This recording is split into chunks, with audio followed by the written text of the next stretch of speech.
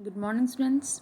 आज मैं आपको हड़प्पा सभ्यता के कुछ ऐसे महत्वपूर्ण प्रश्न बताने जा रही हूँ जो एग्ज़ाम्स में बार बार पूछे जाते हैं और जो एनसीईआरटी में अभी शामिल भी हुए हैं। ये प्रश्न आपको हर जगह नहीं मिलेंगे, इसलिए इस वीडियो को लास्ट तक ज़रूर देखना। बहुत थोड़े से क्वेश्चन करवाएं ताकि ज़्यादा बोरिंग ना हो और बहुत ईजीली आपको समझ में आ जाए। तो चलिए चलते हैं हड़प्पा सभ्यता की ओर। सबसे पहले है कि हड़प्पा सभ्यता का ऐसा कौन सा स्थल था जो सबसे पहले प्रकाश में आया। तो इसका आपका आंसर होगा बी, हड़प्पा।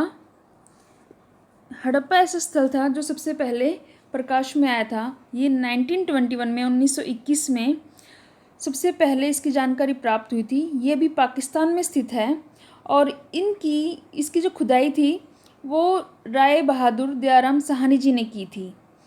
ये उस टाइम पर भारतीय पुरातत्व विभाग के महानिदेशक जॉन मार्शल थे, जिनके निर्देशन में राय बहादुर दयाराम साहनी जी ने हड़प्पा की खुदाई की थी।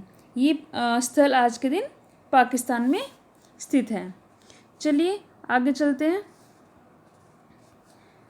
हड़प्पा संस्कृति के ज्ञात स्थलों में कितने नगर की संज्ञा दी जाती है। तो हड़प्पा सभ्यता के वैसे अभी तक हजारों नगर जो हैं वो खोजे जा चुके हैं, लेकिन उनमें से केवल 7 नगरों को ही नगर की संज्ञा दी गई है। इसका ऑप्शन ए आपका करेक्ट होगा। ए आंसर होगा। 7 कौन कौन से नगर थे वो आप नोट कर लीजिए। हड़प्पा, मोहनजोदड़ो, चन्हुदड़ो, लोथल, कालीबंगा, बनावली और एक न्यू ऐड हुआ है धोलावीरा। पहले केवल 6 नगर थे जिन्हें नगर की संज्ञा दी गई थी हड़प्पा स्थलों में से, लेकिन अब हजारों स्थलों में से केवल 7 को नगर की संज्ञा दी गई है। थर्ड क्वेश्चन आता है, सिंधु सभ्यता का संपूर्ण क्षेत्र आकार क्या है। वर्गाकार, आयताकार, चतुर्भुज या फिर त्रिभुजाकार। तो इसका जो अगर आप देखोगे आकार को देखोगे ध्यान से तो त्रिभुज आकार है। त्रिभुज की आपकी शेप में आपको वो नज़र आएगा। मेरे पास इसकी पिक्चर भी है, मैं आपको दिखाती हूँ। ये देखिए, सबसे ऊपर हमारा जो मांडा में है जम्मू कश्मीर में, पूर्व में आलमगीर यूपी मेरठ में है। इसके बाद नीचे दक्षिण में देमाबाद और सबसे पश्चिम में सूत का केंडोर है। अगर आप इसको देखोगे तो ये आपको बिल्कुल त्रिभुज आकार का नज़र आएगा। इसके बाद हम नेक्स्ट क्वेश्चन की तरफ चलते हैं। तो हड़प्पा सभ्यता के स्थलों का आकार कैसा है। ये बिल्कुल त्रिभुजाकार है। नेक्स्ट है, मिलान करना है पश्चिमी सीमा, उत्तरी सीमा, पूर्वी सीमा और दक्षिणी सीमा में स्थित स्थल कौन कौन से हैं। तो आप देखिएगा, सबसे ऊपर की ओर मांडा मीन्स जो उत्तरी सीमा है वो मांडा की है। मैंने अभी आपको बताया था, ये रहा सबसे ऊपर मांडा। तो उत्तरी सीमा बी का फर्स्ट हो जाएगा। पश्चिमी सीमा के बारे में मैंने अभी आपको बताया था कि सबसे पश्चिम में जो है वो सूत का केंडोर है जो कि गुजरात में स्थित है। सबसे पूर्व में आलमगीरपुर है और दक्षिण में देमाबाद है। मांडा जम्मू कश्मीर में है। आप देखिए मैप में देखिए,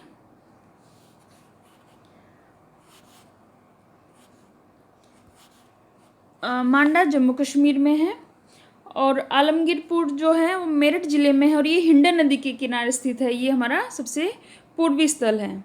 साथ ही देमाबाद महाराष्ट्र में है और सूतका केंडोर जो है वो हमारे दाशक नदी के किनारे है और ये सबसे पश्चिम में स्थित स्थल है। इस तरह से हमारा जो ऑप्शन ए है वो हमारा करेक्ट रहेगा। नेक्स्ट क्वेश्चन है, हड़प्पा संस्कृति को किस युग में रखा जाता है। तो हड़प्पा संस्कृति जो है वो कांस्य युगीन संस्कृति थी। इसका कारण मैं आपको बताती हूँ। आपको पता होगा कि सबसे पहले हमारे यहाँ पाषाण शुरू हुआ था, नवपाषाण का, पुरापाषाण का आपने पढ़ा भी था। उसके बाद ताम्रयुगीन और उसके बाद कांस्य हमारी हड़प्पा संस्कृति आई। अभी तक लोहे का ज्ञान नहीं था, लोहे का ज्ञान इससे आगे आने वाली संस्कृति में होगा। तो ताम्रयुगीन संस्कृति की पृष्ठभूमि पर ही हमारी हड़प्पा संस्कृति का उद्भव हुआ था। ताम्रयुगीन संस्कृति की पृष्ठभूमि पर कांस्य युगीन हड़प्पा संस्कृति का उद्भव हुआ था। नेक्स्ट क्वेश्चन है, इसमें हड़प्पा और हड़प्पा पूर्व और पूर्व हड़प्पा और उत्तर हड़प्पा कालीन संस्कृतियों के नगरों के नाम दिए हुए हैं। आपको बताना है कि किससे कौन सा मिलता है। तो आप देखिए, आमरी अभी कहाँ है? आमरी इस समय पाकिस्तान में है। हड़प्पा पूर्व और हड़प्पा कालीन, जो हड़प्पा से पहले भी था और हड़प्पा के समय में भी रहा, ऐसा कौन सा स्थल रहा है? तो वो रहा है बनावली और कालीबंगा। बनावली और कालीबंगा दोनों ही बहुत ही महत्वपूर्ण स्थल थे। ठीक है। उत्तरी हड़प्पा संस्कृति, जो हड़प्पा संस्कृति की जब खत्म होने पर आई, उस टाइम पर कौन से महत्वपूर्ण स्थल मिले हैं हमें? रंगपुर एवं रोजडी। ये देखिए, रंगपुर एवं रोजडी। उसके बाद है पूर्व हड़प्पा कालीन संस्कृति। पूर्व हड़प्पा कालीन संस्कृति मतलब जो हड़प्पा की जब शुरुआत हुई उस टाइम पर संस्कृति कहाँ थी? तो ये आमरी में थी। आमरी इस वक्त कहाँ है? पाकिस्तान में है।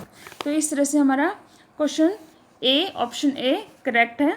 इससे हम आगे चलते हैं।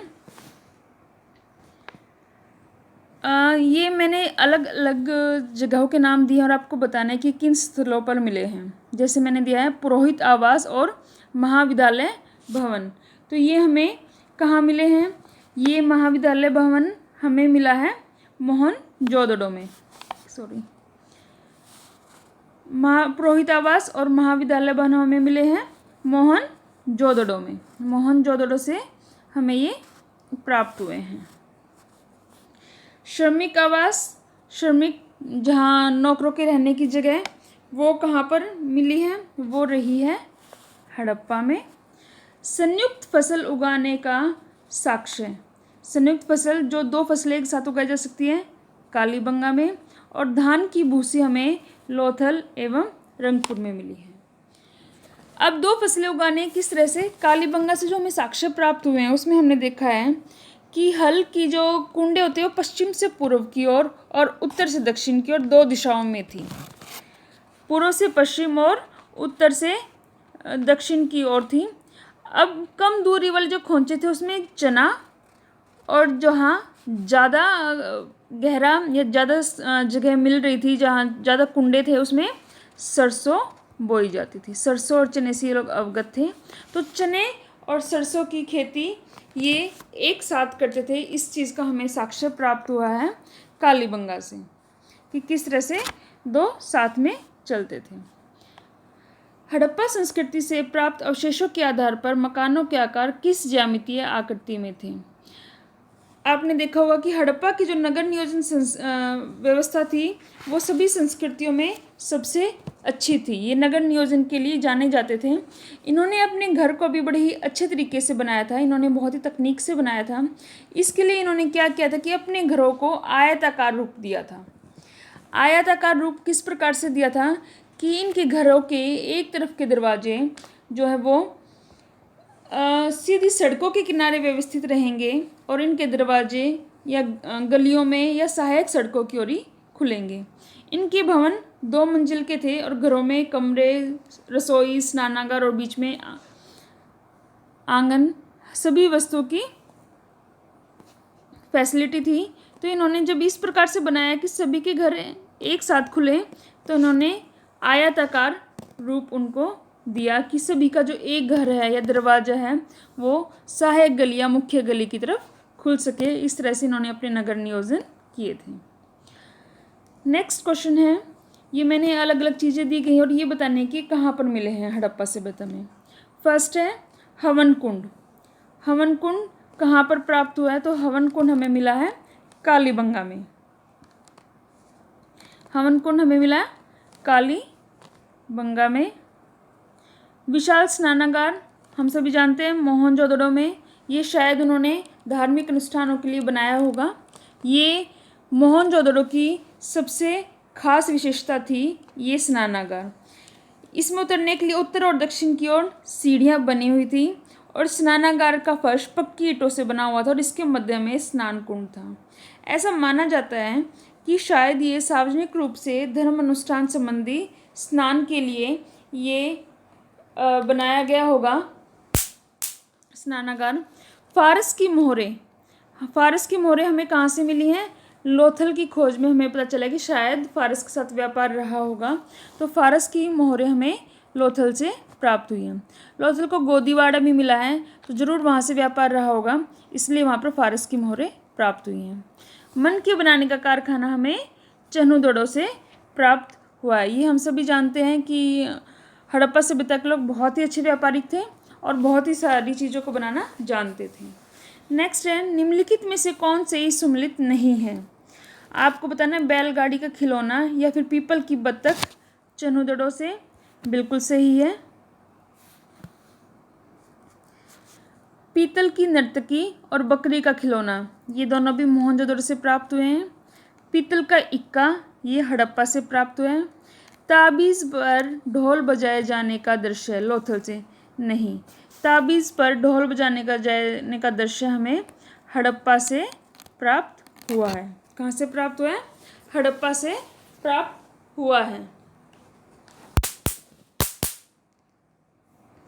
इसके बाद है, नेक्स्ट क्वेश्चन देखते हैं। सूती कपड़े के अवशेष कहाँ से प्राप्त हुए हैं? सूती कपड़े के अवशेष हमें मोहनजोदड़ो, जो कि हड़प्पा सभ्यता कालीन एक बहुत ही बड़ा स्थल है, सूती कपड़े के अवशेष हमें वहाँ से प्राप्त हुए हैं। हल के कुंड रेखा के साक्ष्य हैं। मैंने बताया कि कालीबंगा में 2 तरह की फसलें एक साथ उगाई जाती थी, तो वो हल के कुंड रेखा के द्वारा हमें समझ में आई है।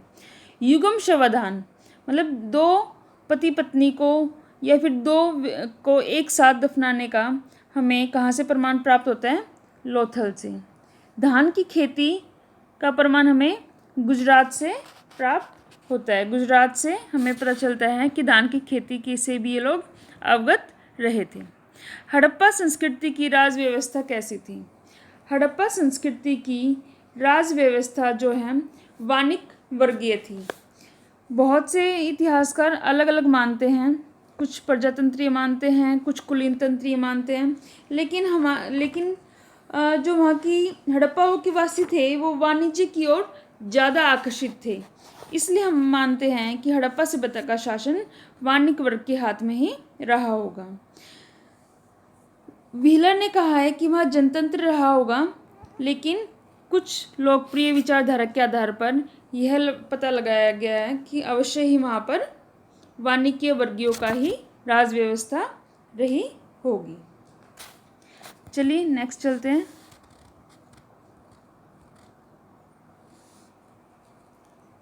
उम्मीद करती हूँ आपको ये समझ में आ रहा होगा। दिलमुन की पहचान की जाती है। दिलमुन क्या था? सबसे पहले तो ये बताइए।